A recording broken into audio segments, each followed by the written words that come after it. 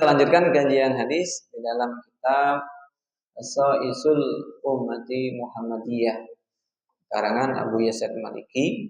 Kita kemarin masih hadis tentang keutamaan orang yang duduk berzikir setelah subuh, pada subuh. Dan duduk juga zikir pada subuh itu disunahkan sebelum bergeser kaki, masih di tahiyat akhir, mengucapkan la ilaha illallah la syarika lahu lahul mulku wa lahul hamdu yuhyi wa yumiitu wa huwa ala kulli syai'in qadir asyara marrah, 10 kali dalam posisi kaki masih tahiyat akhir. Itu sangat dianjurkan. Nah, bahkan di sini disunahkan ba'da sholat subuh wal maghrib, ubah saro langsung sebelum maghrib, habis maghrib dan ba'da subuh. Qabla yatakalam, sebelum dia ngomong-ngomong, wa huwa jalisun julusil salat, dan duduknya seperti masih duduk dalam keadaan orang salat tahiyat akhir. Fa iza ata hadhihi syurut fa innallah, barang siapa dan maka barang siapa yang mendatangkan zikir tadi, duduk seperti ini pada maghrib sama pada subuh kayak gitu tadi. Nah, takafalu lahu an yu'tihi sab'a faidah, maka akan Allah cukupkan dan Allah berikan dia 7 kemanfaatan. Yang duduk tahiyat air habis subuh sampai pada maghrib berzikir la ilaha illallah la syarika lahul mulku wa lahul hamdu yuhyi wa yumiitu wa huwa ala kulli syai'in qadir. Belum ngomong-ngomong masih duduk kayak gini, zikir 10 kali. Tapi jelas ya, jangan dalam hati, tidak dapat faedah, tidak dapat yang namanya disebut di zikir itu ada suara yang terucap la ilaha illallah wahdahu la syarika lah lahul mulku wa lahul hamdu yuhyi wa yumiitu wa huwa ala kulli syai'in qadir 10 kali. Maka akan Allah berikan atau Allah cukupkan 7 faidah. Awalan yang pertama, kitabatu hasanah, dicatat kebaikan atas dia kebaikan. Dapat kebaikan, dicatat perilakunya dalam kebaikan. Yang kedua, sanian mahhu sayiatin, dihapus daripada kesalahannya. Kesalahan itu adalah kesalahan yang kecil-kecil. Kalau dosa besar wajib taubat, atau yang berkaitan dosa sama Bani Adam wajib dibayar dulu. Dibayar dulu. 128 Mas. Halaman 128. Jadi dihapus dosa-dosa kecil, kesalahan-kesalahannya. Ini faedahnya luar biasa ya.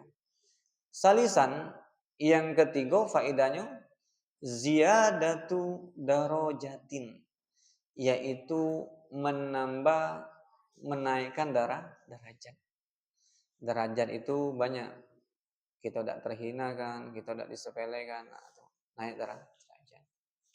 Rabi'an, yang keempat, sawabul aitik, dapat pahala seperti orang memerdekakan budak. Zaman sekarang tidak kata lagi budak, yang ada budak Jambi. Kalau zaman dulu masih ada perbudakan zaman Rasulullah, sekarang tidak ada lagi. Khamisan, yang kelima, faedah yang kelima, al-hibzu minasyaitan, dijaga daripada syaitan. Gangguan syaitan itu banyak. Kita dibuatnya malas, kita dibuatnya kantuk, tidak semangat ibadah, itu gawe syaitan. Dan syaitan itu ada 2, ada dari golongan jin dan manusia. Manusia apa? Kagilah sholat, kita kesini dulu. Itu syaitan juga, tapi yang berbentuk manusia. Jadi makanya minal jin nanti, dari golongan jin dan dari golongan manusia. Jadi ada juga yang ngajak yang tidak baik. Jadi yang kelima, dijago daripada syaitan. Jadi luar biasa fadilah zikir la ilaha illallah la syarika lah ila akhiri, sampai tadi habis subuh dan pada maghrib masih duduk dalam posisi tahiyat akhir. Sadisan, yang keenam, as-salamatu minal musibah, dan dia diselamatkan dari musibah. Jadi terkadang kan la tagayyuru qada illa doa. Tidak ada yang bisa merubah qada, takdir, ketetapan itu kecuali doa atau zikir atau sedekah. Dalam hadis kan sedekah itu adalah untuk penolak bala salah satunya. Nah, jadi ada juga zikir-zikir atau doa yang bisa menghilangkan musibah. Contohnya nih, si fulan ini kan takdir itu ada dua. Ada takdir mu'allak, ada takdir mubrom. Mu'allak itu masih digantungkan, masih bisa dirubah. Kalau mubrom itu sudah ditetapkan. Contoh, kita lahir di Jambi, tidak bisa kita ulangi lagi. Coba kalau lahir di Amerika, ya, tidak bisa. Sudah ketetapan dari Allah, tidak bisa dirubah. Nah, kalau saya tidak bisa ngaji, sudah takdir, tidak bisa, masih bisa diupayakan, belajar. Nah, itu mu'allak yang digantungkan, masih bisa diupayakan. Kemudian, jadi tadi, ada orang itu sudah ditetapkan nanti si fulan ini jam 3, dia bakalan jatuh di simpang Marene misalnya, na'udzubillah. Kemudian dia berdoa, ya Rob, berilah keselamatan ya Allah dalam perjalanan Bismillahirrahmanirrahim. Dia berdoa. Kemudian, bisa baik ketetapan itu berkah doanya. Jadi takdir itu ada dua, ada takdir mu'allak, ada takdir mubrom. Takdir yang bisa dirubah, ada yang tidak bisa dirubah. Nah, tugas kita berupaya berdoa agar kita mendapatkan qada yang baik. Nah, selamat dari musibah. Si fulan ini bakalan jatuh nanti di sini. Tatanya zikir, doa, sedekah. Ya Rob, kata malaikat, hambamu kayak gini-gini. Ya sudah, tunda be, kata dia. Atau sudah hilang, tidak jadilah, kata dia. Nah, jadi ada yang takdir yang bisa berubah, yang masih bisa berubah.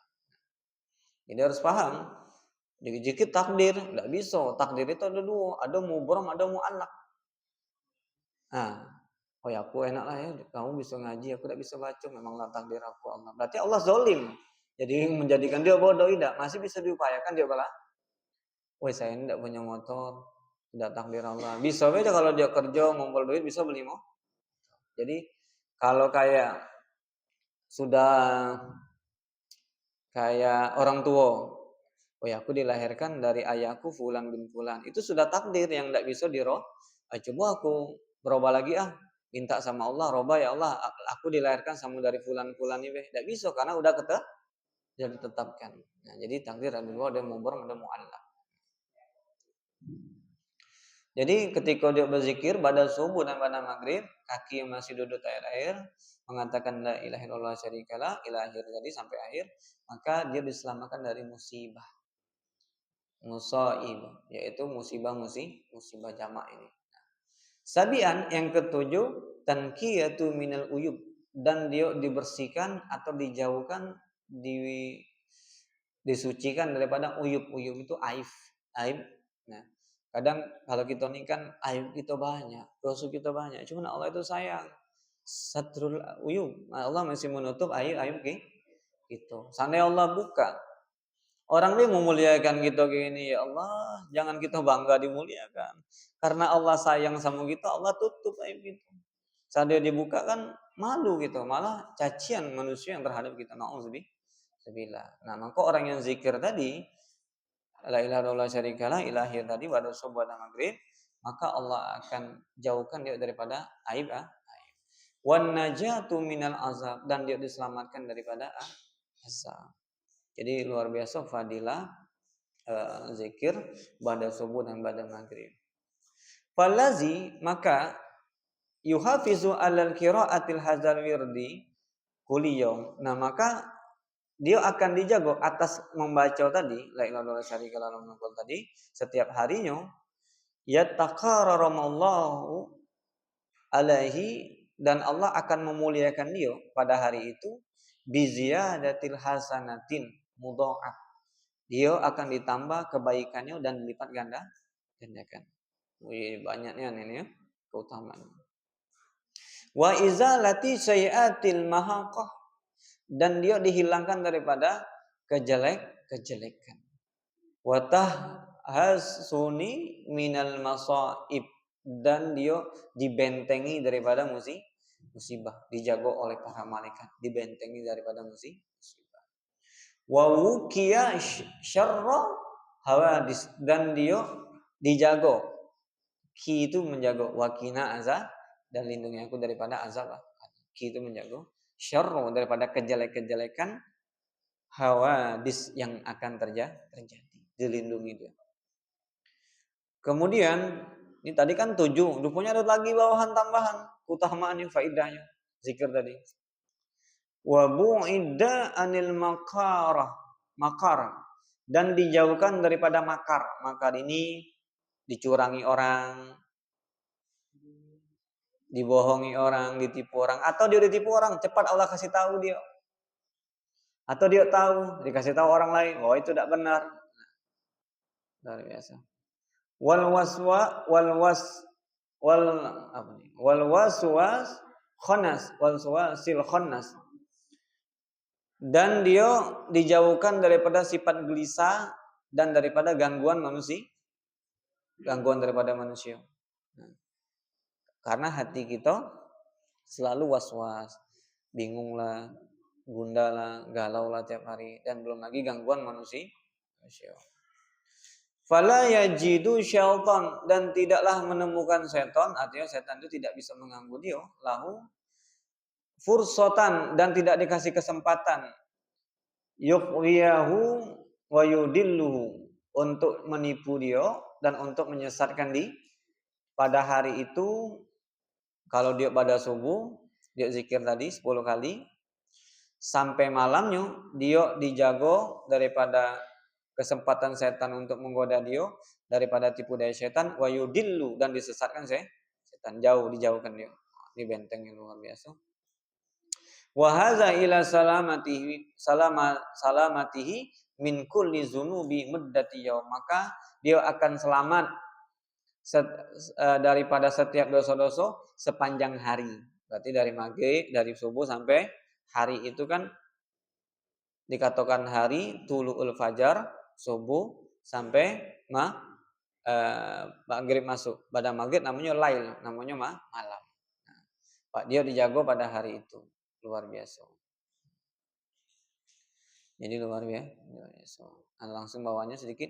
Wa min zalika, dan dari demikian ini juga bahwasanya man qala ba'dal fajar salah samaro, barang siapa yang ba'da salat subuh berzikir, wal ba'dal asar salah samaro, ba'da asar ba'da subuh dia zikir astaghfirullahallazi la ilaha illa huwal hayyul qayyum wa atubu ilaihi 3 kali, kufirat anhu zunubuhu wa in kanat misla zabadal bahr, maka Allah akan hapuskan, kufirat dihapuskan daripada dosa-dosanya, walaupun dosanya banyak buih di lautan. Ba'da subuh sama ba'da asar. Astagfirullahaladzim la ilaha illa huwal hayyul qayyum wa atubu ilaih. 3 kali, jangan tinggalkan. Astagfirullahaladzim. Atau boleh tambah lazim boleh. Kalau sini astagfirullahaladzim la ilaha illa huwal hayyul qayyum wa atubu ilaih. 3 kali ba'da maghrib dan ba'da asar. Ba'da subuh dan ba'da asar 3 kali. Maka Allah ampunkan dosanya walaupun dosanya sebanyak buih di lautan. Jadi ini hadis-hadis tentang motivasi kita untuk beramal. Rupanya amalia kita tuh ada faedah kalau baca ini faedahnya ini, kalau baca ini faedahnya ini. Semuanya Allah itu memberikan ujroh, upah yang memang besar dan luar biasa. Kita yang kadang tidak kurang mengimani daripada pahala. Itu sedikit sambungan yang kemarin. Sekarang masuk pembahasan baru, sholawatu makhsusah. Ada salat-salat yang dikhususkan. Maksudnya salat-salat yang diikat sama waktu. Wa min syarafil ladzi ja'alallahu lahu lihazil ummah. Daripada kemuliaan yang Allah jadikan untuk umatnya Nabi. Jadi kita bersyukurlah. Jadi umatnya Nabi Muhammad sallallahu alaihi, karena umurnya pendek, amalannya singkat, tapi pahalanya kalau umur zaman Nabi kayak Nabi Nuh itu sampai 900 tahun, sampai 1000 tahun, sampai 700 tahun umur mereka. Bayangkan, kita umur kita pendek, amalan kita singkat, tapi amalia kita menandingin sebagaimana umur orang yang panjang. Ini pun kita sudah masih malas untuk berzikir, masih malas untuk beramal. Kadang sedih, entah ngapain kita kurang semangat untuk beramal akhirat, karena mungkin pahalanya udah nampak, pahala namanya jadi kurang semangat kita untuk beramal untuk anak kuliah. Ma'addahu minas sawabi jazil. Tidaklah Allah itu menjanjikan daripada sawab pahala yang besar, jazil, pahala yang besar. Wa wa'ada, dan menjanjikan bihi minal khairi, kebaikan jalil yang begitu besar juga, ala salati duha, atas orang yang sholat duha, ada pahala yang besar di sholat duha. Nanti itu jelaskan bedah siku-siku. Sholat duha itu rupanya besar pahalanya. Kemudian sholat istikharah. Sholat istikharah. Istikharah itu dari kata khiyar. Khiyar itu pilihan. Tiap hari kita sunnah tak? Ya disunahkan. Karena kita memang tiap hari hidup dalam ditemui dua pilih. Pergi tak ya ke pasar ya? Pergi tidak ya? Dari sini apa sini? Beli ini apa tidak ya? Ngomong ini apa tidak? Selalu kita dihadapkan dengan pilihan. Makanya kata ulama, ketika kita sholat isra atau sholat duha, nah selipi juga sholat istikharah. Sebelum aktivitas kita berjalan, nanti ketika kita dihadapi, kita sudah mantap. Mantap. Tidak ada lagi galau bimbang dalam. Makanya dianjurkan ulama itu di pagi hari sebelum aktivitas. Jadi kita ketika dihadapi pilihan, kita udah mantap. Atau dia memang dihadapi pilihan, dia bingung. Nah, disunahkan sholat istikharah. Jadi kadang mau nikah sama si fulan ini sama-sama elo, agamanya elo. Nah, bingung dia. Sudah minta saran sama kiai. Nah, cuman dia tetap dianjurkan sholat istikharah. Ya Rob, Engkaulah yang maha tahu. Allah kan maha mengetahui yang mana yang baik untuk diriku ya Allah. Kalau si fulani ini baik untuk ya Allah, condongkan hatiku untuk dia. Kalau ini tidak baik ya Allah, gagalkan aku untuk yang ini. Agar kita tidak duduk tidak di atas pilihan dengan nafsu. Nah, pilihan nafsu itu pasti salah. Nafsunya begebu. Kalau kita ini kan hobi begebu. Wah, ini mantap ini. Datunya nyesal. Ngapul lah ya aku kemarin kayak gini ya. Rupanya meleset. Makanya mantap di dalam memilih. Itu salah satunya minta tolong sama Allah. Kemudian wassalatil hajat. Nah, ini yang mungkin jarang kita lakukan. Padahal kita tiap hari butuh hajat. Banyak nih manusia ini hajatnya. Tapi tidak mau sholat hajat. Ini kesalahan gitu. Hajat banyak, minta tidak mau. Ini paling keliru. Kan saya katakan, kalau waktu kita singkat, usolli sunnatan duha wal hajat. Gabungkan sengaja aku sholat duha bersama sholat tahsilul sawab, dapat pahala. Dalam kitab buku yang Mutasidin dijelaskan. Bahkan 10 sholat digabung jadi rakaat itu diperbolehkan. Nah, cuman yang Abdul tetap masna duha dulu baru isra dulu duha baru hajat. Cuman kalau kita singkat, kita aktivitas, sudah gabungkan. Ya Allah, usolli sunatan hajat. Minta 2 rakaat sama Allah. Minta ya Allah, Engkau maha kaya ya Allah, Rabbul alamin, Tuhan semesta alam, malikinas, rajanya manusia. Kalau aku minta sama manusia terbatas, tapi kalau aku minta sama pemilik dunia ini tidak terbatas. Minta sama Allah, gedor rayu sama Allah itu dirayu. Abu Nawas itu luar biasa rayuannya. Ya sering kita nyanyikan. Ada syairnya itu sering dinyanyikan kok di masjid-masjid. Aku tidak kuat ya Allah, tapi aku ingin. Aku tidak pantas, tapi aku ingin masuk. Tapi aku tidak kuat masuk neraka. Akhirnya Allah kasih dia. Ibaratnya kayak gitu. Jadi rayu Allah. Ajukan proposal yang baik sama Allah. Adab kita minta sama Allah. Tidak ada yang tidak mungkin. Kenapa kita minta samanya pemilik dunia? Kalau minta dunia, mintalah sama pemilik dunia. Jangan minta sama orang yang minta sama ke pemilik dunia. 2 kali proposalnya salah. Langsung tembus ke atas aja. Ini kan repot prosedurnya, lambat 1, 2, 3.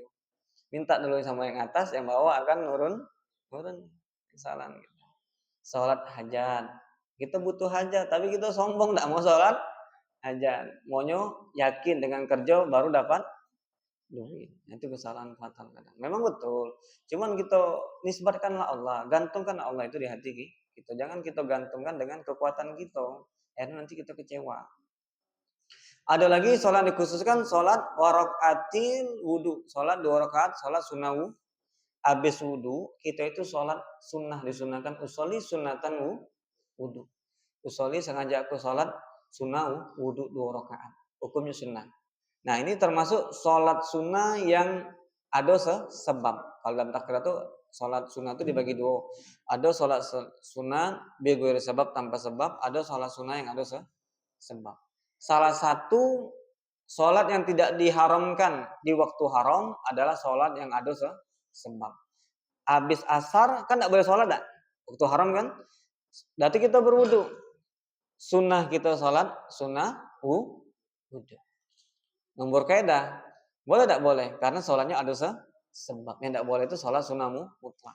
Itu tidak boleh. Nah, hukumnya agak ada jelas hadis tentang keutamaan sholat rakaat, sholat sunnah wudhu. Dulu ketika Nabi itu mengatakan kepada Bilal, ya Bilal, apa yang kau lakukan? Hingga amalan apa yang kau lakukan? Sampai-sampai aku mendengar suara terompamu, suara sendalmu di surga. Jadi Bilal itu belum masuk surga, tapi Nabi sudah mendengar suara terompanya di surga. Jadi apa yang diucapkan Nabi itu pasti nyata. Pastinya nyata. Karena Nabi itu pernah ketika Isra dan Mi'raj, Nabi pernah diajak malaikat Jibril jalan-jalan alamul amsal namanya. Alam perumpamaan. Allah itu pengen menunjukkan ayat Al-Quran ini terbukti. Neraka itu ada, surga itu ada. Makanya Nabi diajak malaikat Jibril jalan-jalan ke surga dan neraka ketika Isra dan Mi'raj. Disitulah linuri ayatina, kami akan menunjukkan ayat-ayat kami, kebesaran kami. Jadi Al-Quran itu nyata. Jadi ditunjukin sama Allah, oh itu neraka ini dosa orang ini.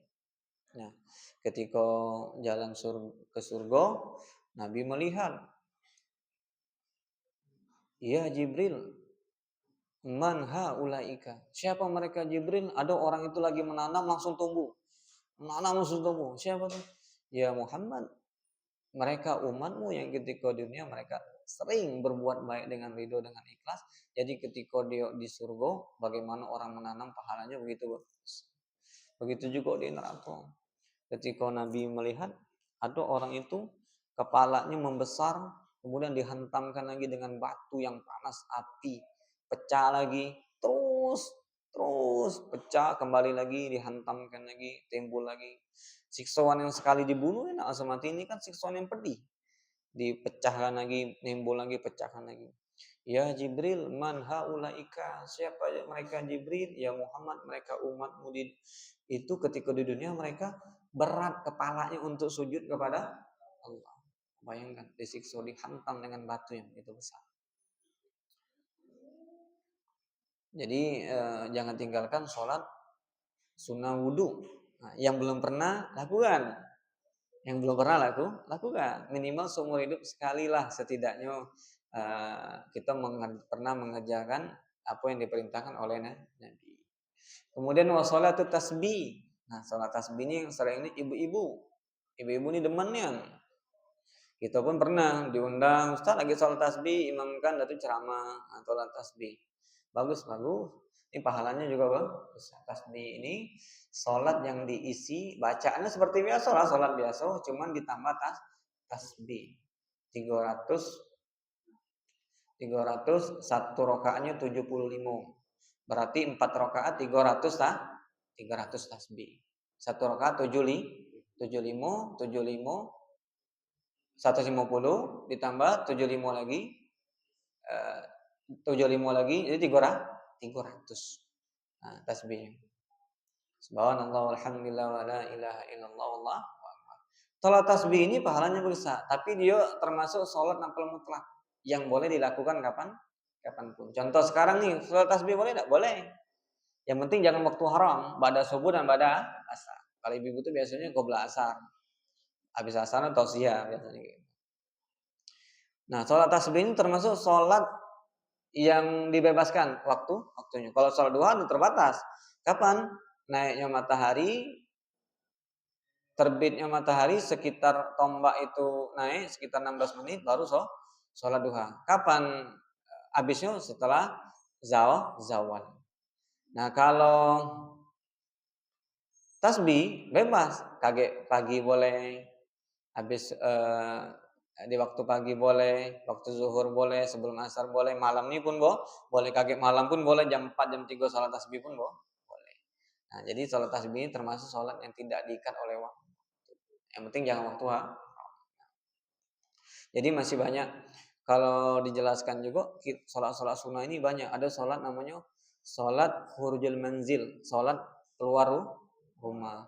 Ada sholat lagi baru datang dari safar, atau sebelum safar disunahkan sholat. Banyak sholat sunnah, sholat gerhana matahari, sholat witir, banyak sholat sunnah. Agar kita tuh mendapat keuntungan yang besar, jangan mengerjakan fardu deh. Kalau fardu tuh nanti dapat pahala pokok, cuma menggugurkan deh. Kalau kita menambahkan sunnah, ngaji, berzikir, itu dapat bonus pahala tambahan. Yang pertama kita jalankan sholatud duha, sholat duha. Fa'an Abi Hurairah radhiyallahu anhu, hadis yang diriwayatkan oleh Abu Hurairah radhiyallahu anhu. Ini adalah salah satu sahabat Nabi yang termasuk banyak meriwayatkan hadis. Kenapa dikatakan Abu Hurairah? Hurrah itu nama kucing. Karena Abu Hurairah ini termasuk pernah baju dia, orang Arab dulu kan bajunya besar lengannya. Kalau kita nonton film klasik, film Arab dulu, bajunya lengannya besar. Makanya Nabi ketika berdoa, angkat tangan habis wudhu itu tersingkap nampak betok ketiaknya warna putih. Makanya di situ diriwayatkan disunahkan ketika doa wudhu, habis wudhu itu disunahkan angkat tangan. Ada beberapa sholat istisqa datu habis berwudhu disunahkan angkat juga tinggi. Sholat duha ini sedikit. Ausani, aku diwasiatkan Khalil kepada kekasihku Nabi sallallahu alaihi wasallam bisyami salasati ayam. Aku disuruh, disunahkan, diperintahkan untuk puasa di 3 hari min kulli syahrin. Yaumul bid ini, yaumul bid. 13, 14, 15. Sunnah hukumnya. Senin Kamis sunnah, yaumul bid sunnah. Kemudian aku diperintahkan juga untuk mengerjakan warakaati duha, 2 rakaat duha. Ya minimal sedikit-dikitnya 2 rakaat, jangan tinggalkan ya. Jangan tinggalkan, nanti pahalanya besar. Wa an utira qabla an arkuda, dan aku disunahkan witir sebelum tidur. Sebelum tidur. Nah, kucing ini juga Abu Hurairah nih. Kalau kita nomor kucing, ya sudah, buang kayak biasa. Nah, kalau kita memang takut membuang itu terganggu orang dikuburkan. Yang salah tuh kelirunya itu kadang kucing mati nih, kain putih, baju yang putih di kapani. Sayang, namanya itlaqul mal, enggak boleh. Baju masih layak kita kubur, mendingan kita kasih orang fakir miskin kok. Ya tuh sama kayak biasa, kayak mana tikus kalau sudah mati, biasa baik. Ini kadang kita nih mengkultuskan kucing ini gini-gini, tidak. Nah, bahkan kalau kita lagi dalam keadaan kendaraan, nah ada kucing nih kalau kita rem, orang bisa menyebabkan tumburan begitu berentetan. Tumbur beda apa? Hajar be. Nah, tidak apa-apa. Kemudian disunahkan witir sebelum tidur juga, tapi bagusnya di akhir malam sebelum masuk subuh. Jadinya tahajud. Wa fadailu salati duha, keutamaan salat duha kasyiratun banyak. Nazkuruhu jumlatun minha, yang kami sebutkan daripada jumlahnya banyak, keutamaannya. Al-awwal yang pertama, biha dengan salat duha tersebut yaghfirullah taala dzunub. Allah menghapuskan dosa. Orang yang sering salat duha, dosanya diampunkan. Riwayat Tirmizi an Abu Hurairah radhiyallahu anhu qala, Nabi berkata, "Man hafiza ala subhatid duha." Barang siapa yang menjaga ala subhatid duha, salat duha dijagonya. Maksudnya apa? Subhat tadi yaitu 2 rakaat setiap harinya. Mandi kan habis berangkat kerja nih, nak berangkat kerja mandi, usolli sunatan duha, usolli sunatan duha ma'al hajat, usolli sunatan duha ma'al tauban, boleh. Berangkat ke, setidaknya maaf, ma'udzubillah kalau kita ada kejadian apa-apa, kita sudah melakukan habis ibadah. Jadi jangan tinggalkan duha. Nah, Barang siapa yang menjaga salat duha sehari 2 rakaat, nah, gufirat lahu zunubuhu, Allah ampunkan dosanya, wa in kana misla zabadil bahri, walaupun dosanya sebanyak buih di lautan. Apa sih ciri-ciri dosa kita banyak dan dosa kita diampunkan? Kalau dosa itu begitu banyak, belum taubat, susah ibadah. Payah ibadah tuh. Agak ada majelis, yo, tidak datang. Walaupun diiming-imingi, pergilah ngaji, kasihlah di rokok. Tidak mau juga. Karena salah satu penghambat daripada si hamba itu dekat sama Allah dosa dalam hadis, iza abdan, kalau apabila seorang hamba itu berbuat dosa, tertitiklah hitam di dalam hatinya, aswadul qulub, titik hitam. Kalau dia istighfar, lepas lagi. Dosa lagi istighfar, dosa lagi, titik hitam lagi. Bayangkan kalau dia nauzubillah buat dosa, titik penuh, ini udah kacau. Wali itu kalau sudah lama yang tidak pernah dicuci, itu tidak telat lagi pakai sabun, harus pakai kawan, dikerok lagi. Nah, begitulah. Nah, salah satu penghambat kita untuk ibadah itu adalah ulama itu pernah ditanya, kenapa sih aku tadi malam tidak bangun tahajud ya Allah? Bingung dia, dosa apa yang kulakukan sampai engkau dah izinkan aku untuk bertahajud, bermunajat kepadamu tadi malam. Sekali tengok-tengok introspeksi diri, astagfirullah, rupanya aku masuk WC kaki kanan. Cuman makruhnya menghambat ibadah. Apalagi perbuatan yang haram. Nah, salah satu penghambat kita dekat sama Allah adalah dosa. Jadi macam mana? Ya tobat dulu solusinya. Nah, kalau sudah taubat, dosa kita sudah terhapuskan, udah hilang, udah ringan, ibadah itu mudah. Majelis itu ngaji gampang, baik, enak, diajak itu. Sholat subuh itu enteng bentuk ke masjid itu. Tidak ada begitu susah. Nah. Kemudian satu lagi yang diriwayatkan oleh Habib Ya'li Nabi sallallahu alaihi wasallam, man qama iza ikstabalathu samsu. Barang siapa yang mendirikan dia sholat ketika matahari naik, berarti sholat duha. Ba'da tuluha, setelah naik, wa irtifa'a, dan terangkat setinggi tombak. Jadi sholat Isra itu sering kita jelaskan juga. Naik matahari tidak boleh langsung sholat, itu naiknya berbarengan dengan tanduk syaitan. Ketika dia naik seukuran tombak, artinya 16 menit baru dia sholat Isra. Nah, itu yang benar. Ketika naik matahari, fatawaddo, kemudian dia berwudu, fa'asana, kemudian dia sholat dengan wudunya, summa qoma fa sholat, dan dia sholat 2 rakaat, gufirat lahu khoto, ya diampuni kesalahannya, wakana, dan ini kama sebagaimana waladhu umum, sebagaimana dosanya dihapuskan, dan dia baru sebagaimana orang yang baru dilahirkan dari perut ibu. Itu dosa.